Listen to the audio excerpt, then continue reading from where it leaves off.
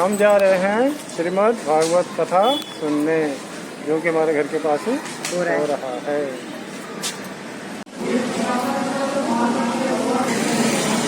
हम जा रहे हैं श्रीमद् भागवत कथा सुनने, जो कि हमारे घर के पास ही हो रहा है। हरे कृष्णा हरे कृष्णा।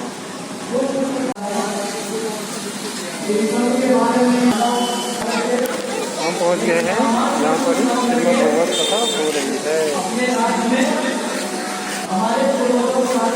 कृपया सभी आए।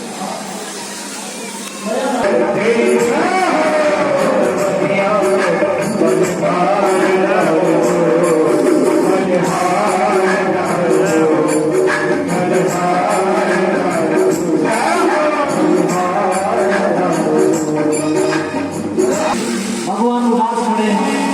भीष्म पितामह कहते हैं, प्रभु आपको मुस्कुराना पड़ेगा, आपको हंसना पड़ेगा। मुस्कुरा देते हैं आप, और उस मुस्कुराहट को देख करके भीष्म पितामह जी कहते हैं, हे प्रभु। कुंती मैया कहती है, प्रभु जब तक हमारे पास कष्ट था, दुख था, तो आप हमारे पास थे। जब हमारे पास जब प्रसन्नता है, सुख आने वाला है, तो आप हमें छोड़ करके जा रहे हैं। प्रभु हम आपसे बस इतना मांगना चाहते हैं कि आप हमारे जीवन में हमको दुख दे दो। कम से कम दुख में हमारे पास परमात्मा तो रहेंगे। हम सब लोग का भी ऐसा ही है। जब तक हम दुख में रहेंगे, कष्ट में रहेंगे, तो भगवान को बड़ा याद करते हैं, है ना। कोई भी कष्ट रहता है तो भगवान की 4-4 बार आरती कर रहे हैं, 5 बार आरती कर रहे हैं।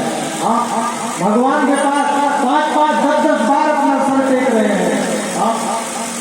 घर में कोई भी समस्या हो जाए, कोई विपदा आ जाए, तो व्यक्ति ऐसे ही करता है। इसीलिए जब तक दुख रहते हैं, तब तक व्यक्ति का भजन बढ़ जाता है, पूजा बढ़ जाती है। वही यहाँ कुंती मैया कह रहे हैं कि प्रभु दुख में आप हमारे साथ रहोगे। हम लोगों को भी ठाकुर जी को ही मांगना चाहिए, प्रभु आप हमारे पास रहो। फिर चाहे हमको सुख मिले, चाहे दुख मिले, लेकिन आप हमें जरूर मिले। भगवान के एहसानों को याद करना चाहिए। कुंती माता भगवान के एहसानों को याद कर रही है कि प्रभु जब हम दुखी थे, परेशान थे, तब आपने हमारी कहाँ रक्षा करी। विशाल आपने हमारे विश्व से रक्षा करी। मेरे पुत्र भीम को विष पिला दिया गया था, उस विष को अमृत बना करके मेरे पुत्र की रक्षा करी। हे प्रभु मेरे पांडवों को लाक्षा ग्रह में जलाने का प्रयास किया गया था, वहां पर आकर के आपने मेरे पुत्रों की रक्षा करी। ये प्रभु कितना आपके बारे में बताए हैं। आपने हर जगह हमारी रक्षा करी। हिरण्य आदि राक्षसों से हमारी रक्षा, भगवान ने हमको कितना कुछ दिया है। ये जो हम सांस लेते हैं, ये भगवान का ही दिया तो हुआ है। ये जो मुफ्त की सांस है, ये हमको भगवान के द्वारा ही तो मिलती है। अरे भैया, कोरोना वायरस आया था, कोरोना वायरस में लोग करोड़ों लाख रुपए लेकर के खड़े थे, लेकिन एक सांस की कीमत इतनी बढ़ गई थी। वो सारे पैसे दर्द हो गए, लेकिन एक सांस तो लोग तल गए थे। लेकिन भगवान इस सांस को हमको मुफ्त में दे रहे हैं, बिना किसी शुल्क के दे रहे हैं। क्या हम इसके लिए भगवान को धन्यवाद नहीं बोल सकते? क्या हमेशा मांगना जरूरी है? भगवान ने इतना को सुन के भगवान रुक गए। भगवान ने कहा चलो हम अपने धाम को जाएंगे ही नहीं। धाम को नहीं गए, भगवान रुक गए। भगवान रुके हैं अपने परम भक्त भीष्म पितामह के लिए, जो महाभारत के युद्ध में 100 सैया पर लेते हैं और कब तक ये ऐसे दर्द में पड़े रहेंगे, कहीं अपने प्राणों को त्यागे ही ना तो दर्द में थोड़ी ना रहने देंगे भीष्म जी को। आप इसमें मेरी गति हो जाएगी। संत जन कहते हैं तेरी मंद मंद मुस्कनिया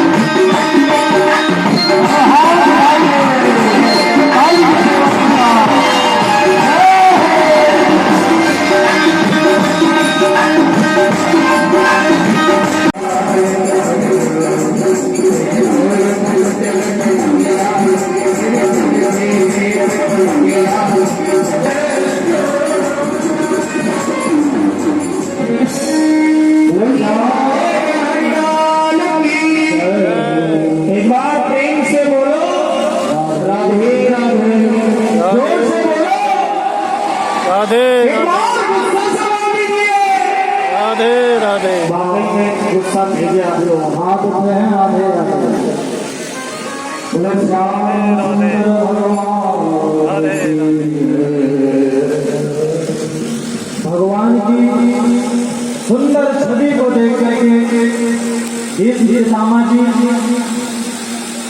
भगवान के स्वरूप में ही समाहित हो जाते हैं।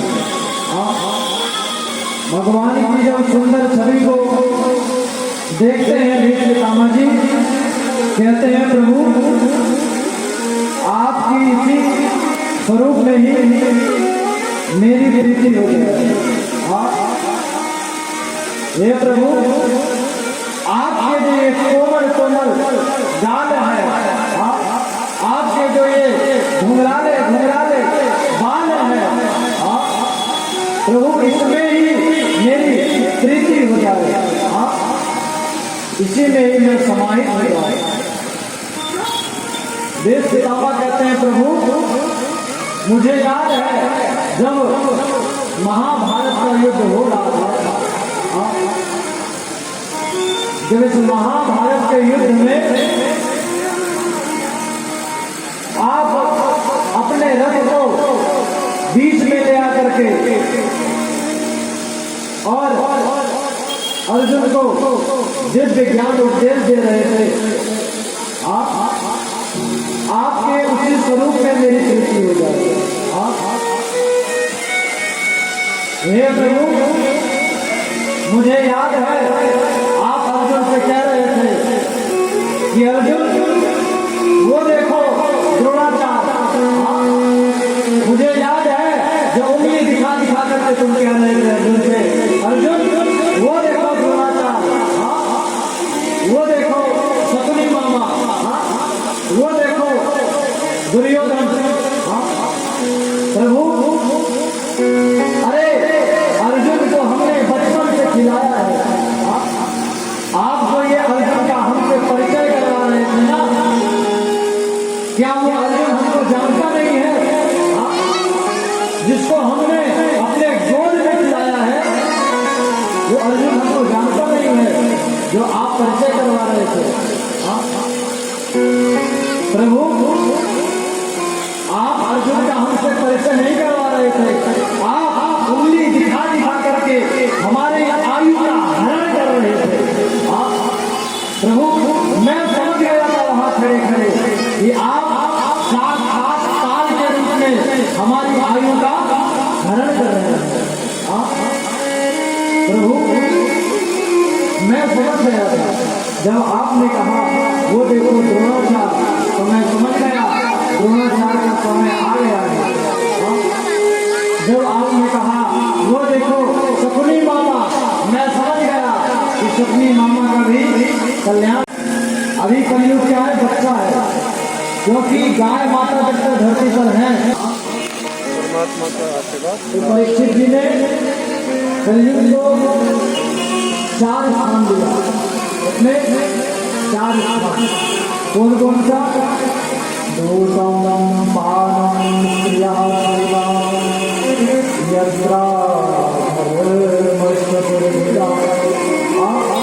4 स्थान दिया कलयुग को परीक्षित जी ने।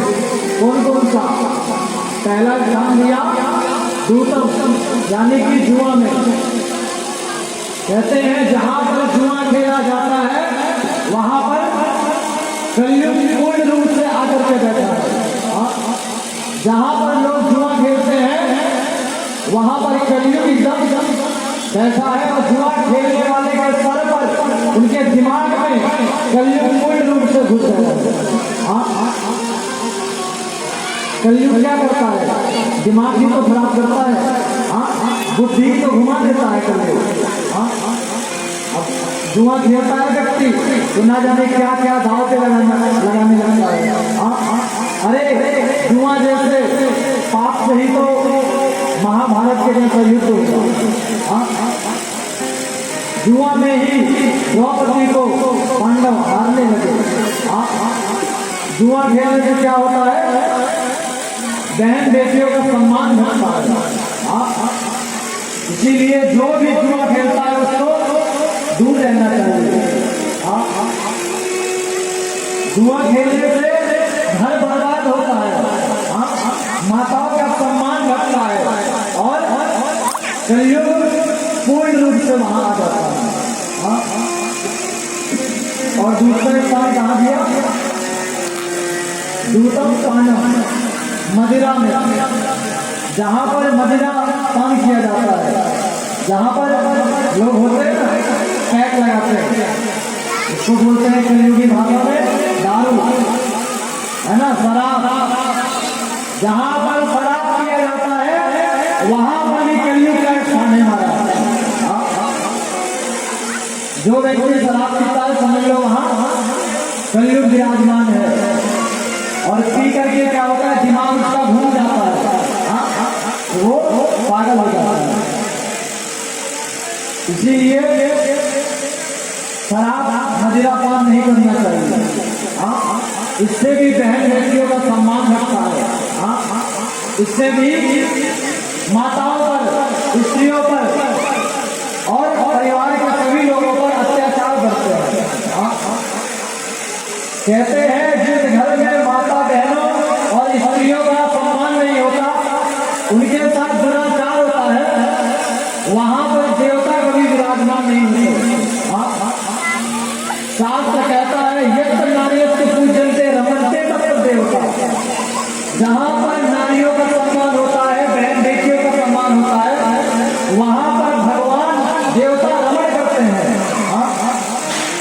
जहाँ पर माताओं का सम्मान नहीं होता उस जगह को भगवान वायस तीर्थ के समान त्याग करके चले जाते हैं।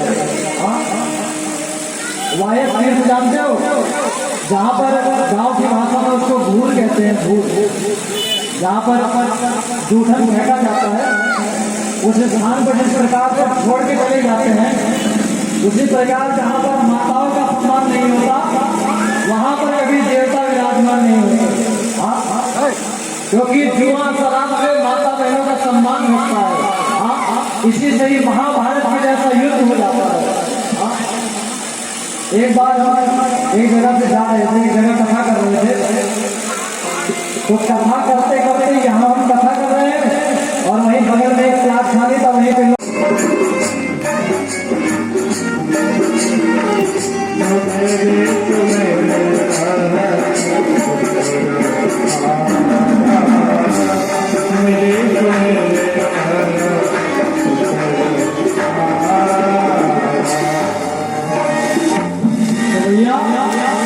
कलयुग में नाम की महिमा है। अरे कई साधु संत हैं, कई भक्त हैं जिन्होंने भगवान का नाम लेकर के ही भगवान को कलयुग में ही प्राप्त कर लिया। ठाकुर जी को कलयुग में ही लोगों ने पाया है। जब ऐसे गुण के बारे में परीक्षित जी ने सुना तो परीक्षित जी प्रसन्न हो गए और कहा कि जा कलयुग तेरा एक स्थान स्वर्ण में है, सोने में। सोना होता है, सोना जो लोग सोना पहनते हैं। अब गीता में भगवान कहते हैं कि धातुओं में सोना मेरा स्वरूप है, लेकिन परीक्षित जी ने सोने में कलयुग का वास दे दिया। तो भाई सोने में भगवान का वास भी है और कलयुग का वास भी है। कैसे, इसको समझो।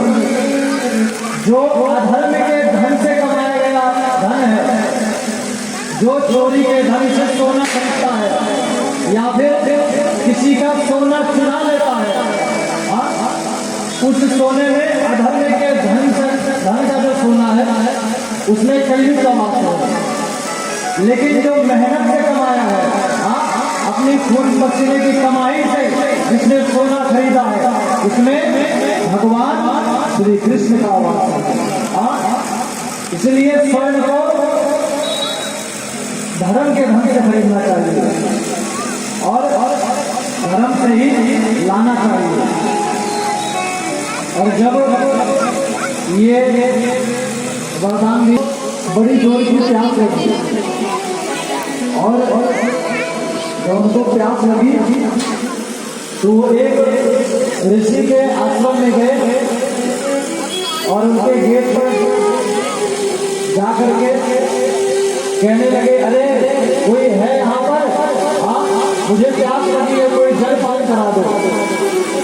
बहुत देर तक परीक्षित जी ने बुलाया, लेकिन जो वो ऋषि का आश्रम था वो ऋषि तपस्या में बैठे हुए थे। और जब अंदर जाकर के घुस गए परीक्षित जी, अंदर जाकर उन्होंने देखा कि संत भगवान तपस्या कर रहे हैं, लेकिन कलयुग उनके सर पे बैठ चुका था। वो इस बात को समझ नहीं पाए और परीक्षित जी ने कह दिया, अरे पाखंडी संत राजा को देख करके बस समाधि लगा करके बैठा है कि राजा की सेवा न करनी पड़े। भाई श्रीमद् भागवत कथा सुनते भी आगे, बहुत सुंदर लगा।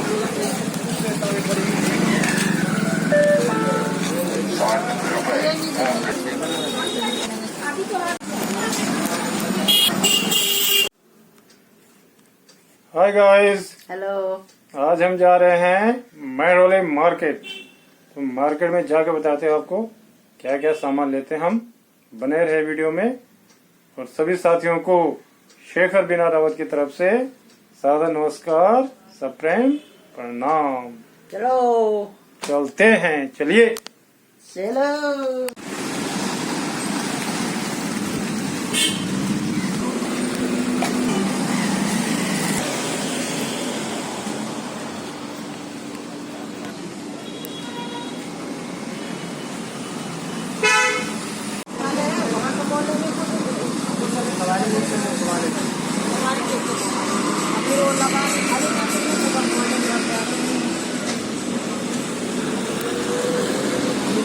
समय में निकलते हैं और शाम को भी घर पढ़ने के जा सकते हैं, लेकिन 10:30 बजे पहुँचे घर।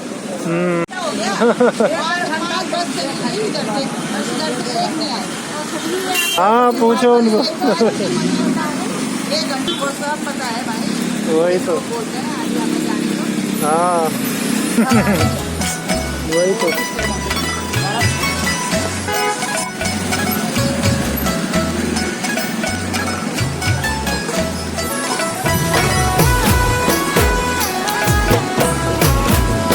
आर्ट एंड क्राफ्ट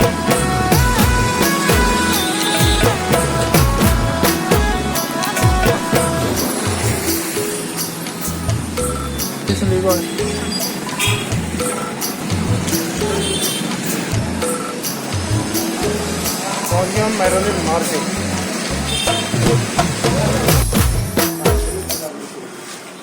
तेल भी ले जाओ।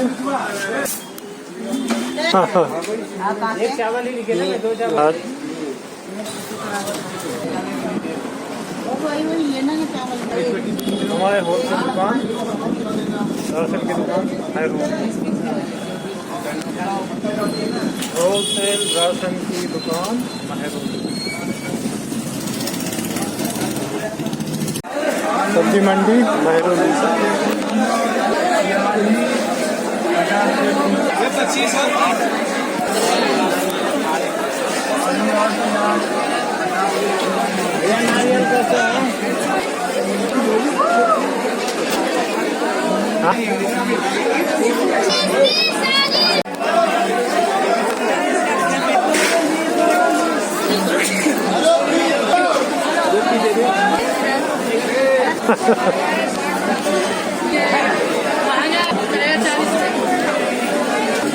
सभी साथियों को शेखर बिना रावत की तरफ से सादर नमस्कार, सप्रेम प्रणाम।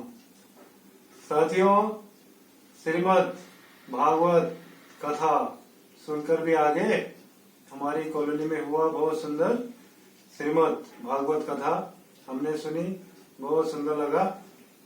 तो ईश्वर की कृपा दृष्टि, श्री कृष्ण जी की कृपा दृष्टि सभी पर बनी रहे, यही प्रार्थना करते हैं बारंबार।